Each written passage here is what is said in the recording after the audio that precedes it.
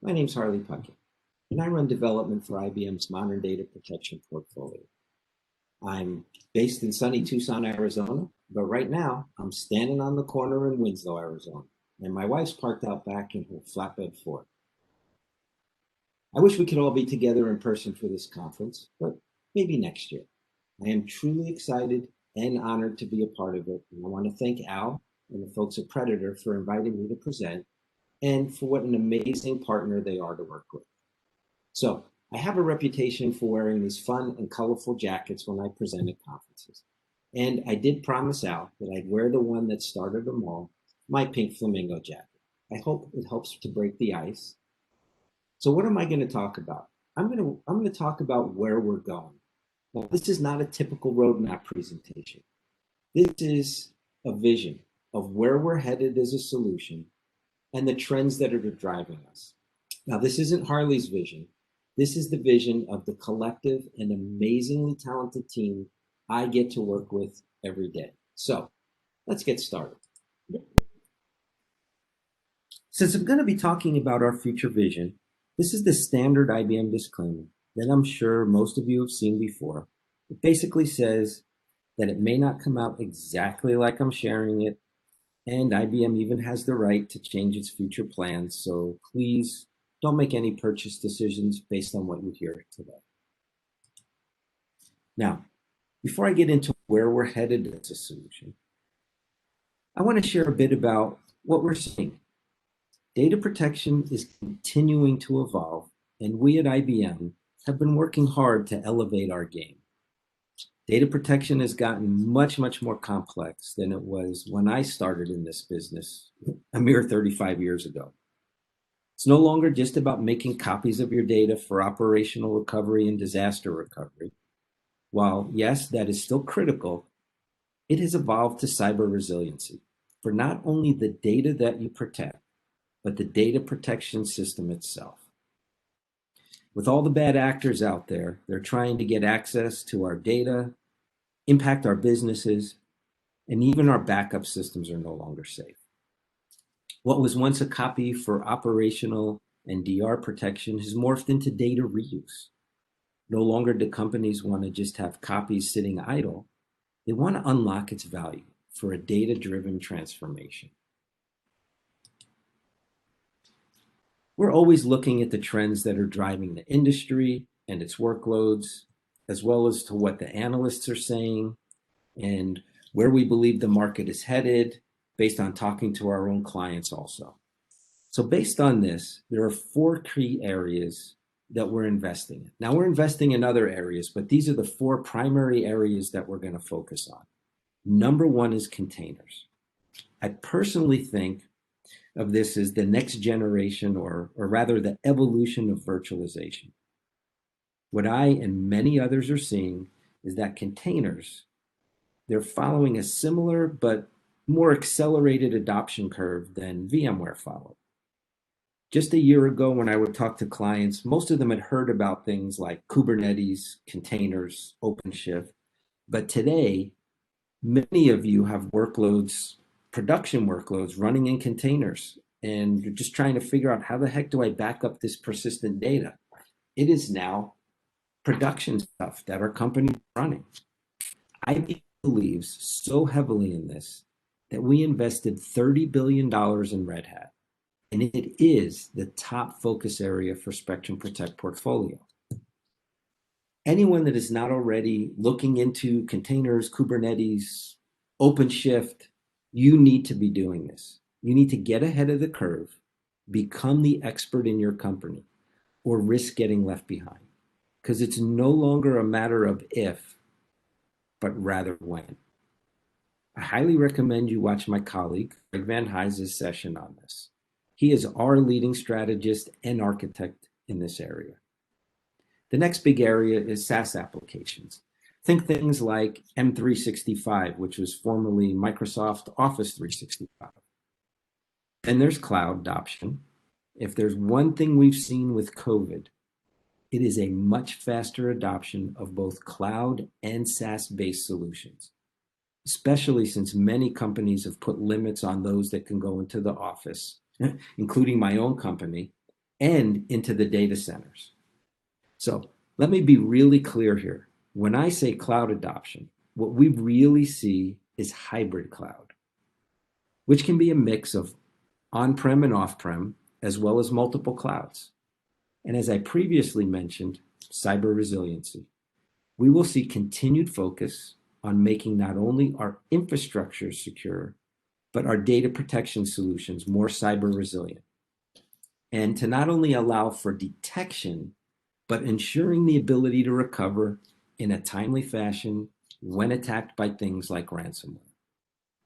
All of these areas are key parts of our investment strategy in our modern data protection portfolio. So let's take a look at how this is shaping our vision.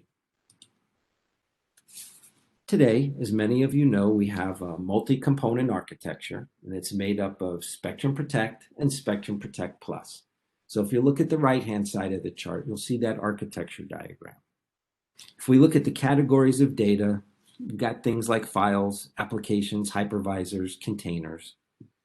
Spectrum Protect protects most of these workloads very well. It's very optimized, extensive backend storage services that provide highly scalable software-defined data reduction. So we've got deduplication, replication, encryption across a wide variety of storage devices.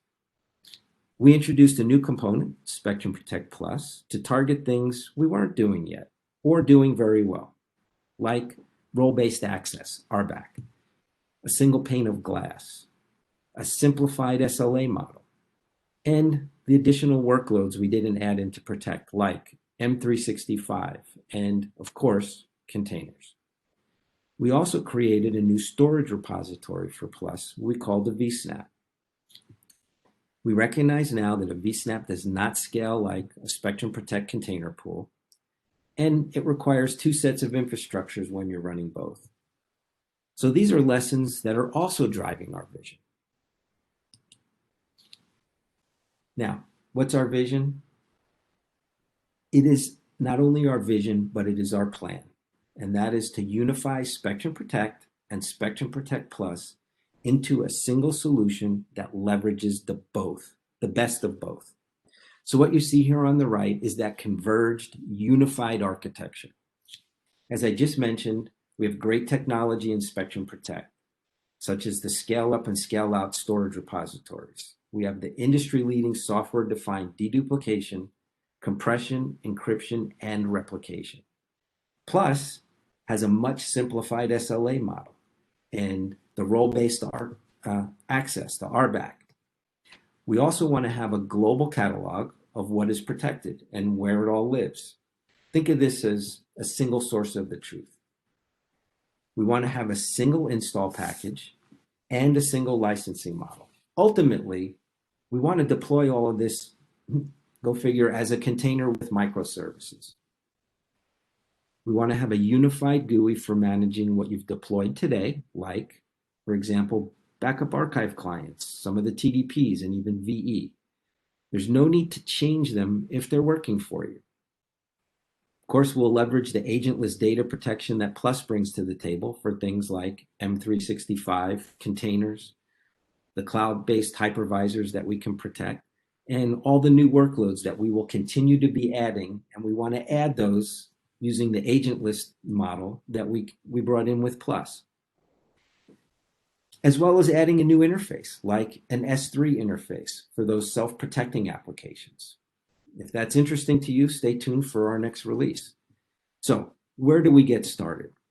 Today, we're actively working on unifying the backend storage repository so that Plus can leverage the data reduction and scalability of a Spectrum Protect container pool. And whether you ingest that data through an existing Spectrum Protect server with its agent-based clients, or from Spectrum Protect Plus server using one of its agentless clients, they can both now share that same storage repository. This will replace the vSnap, so we'll be down to a single shared repository and set of storage services. Of course, you'll still get to leverage the best of Plus, like the RBAC, the SLAs, and the additional workloads that it supports, while using the Spectrum Protect container pools. We plan to continue to provide support for the existing Spectrum Protect agent-based workloads, as I mentioned earlier, such as the TDPs, the BA client VE, and even our API. So you're probably saying to yourself right now, wow, Harley, from what you just shared, it looks like IBM has really got a beat on the key industry trends that are driving the market, a vision and a strategy to deliver something amazing. And that sounds awesome. But how can I, take a guy wearing a flamingo suit seriously? It sounds a lot like deja vu. The feeling that you have heard this crap before. Well, despite what it said on chart 2, you remember that boring IBM legal disclaimer chart? I'm sure you all read all the words there. This unification of our offerings, it's not only our strategy and vision, we believe it's spot on where we need to be as a solution. And what will help you, our current and future clients, be successful for years to come. So, hope I got your attention again.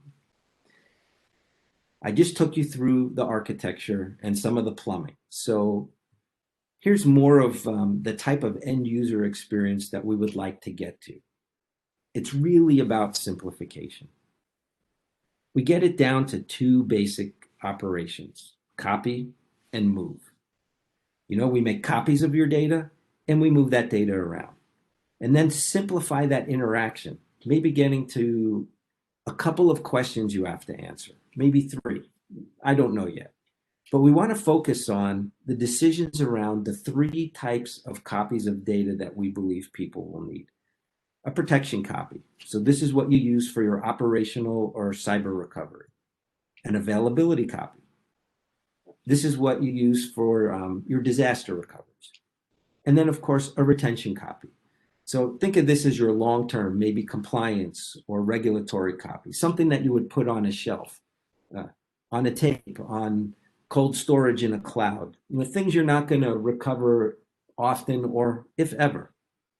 And then, of course, we need to continue to build out the workloads we support based on those trends that I talked about around containers, SaaS-based applications, and of course, the cloud.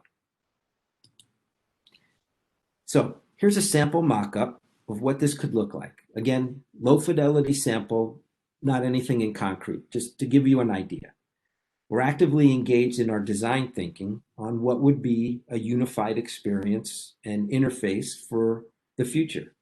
We have to take into account who will be doing data protection in, say, 5 years from now, and what will their needs and expectations be. How do we be more proactive and use analytics? People want to know when they need to do something or take an action before something goes wrong. We want to tailor that experience to the individual. Am I a DBA? Am I a VMware admin? Am I a Kubernetes developer? Or am I a general backup admin?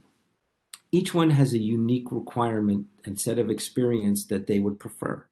So it's really a very exciting time for data protection, and especially for our data protection solution. My team and I believe we have the right strategy and the right vision to carry us into the future as leaders in this space. I personally believe we have a very bright future, and my hope is that you got just a glimpse of what that future will look like and see how truly bright it is. My call of action to you, help us deliver on this vision. Become an influencer. We need to hear from clients like you. Please join our sponsor, user, and beta programs. Give us feedback so that we can build the solution that will meet your needs. I hope you enjoy the rest of this conference. Thank you for taking the time to listen to me, and have a great rest of your day.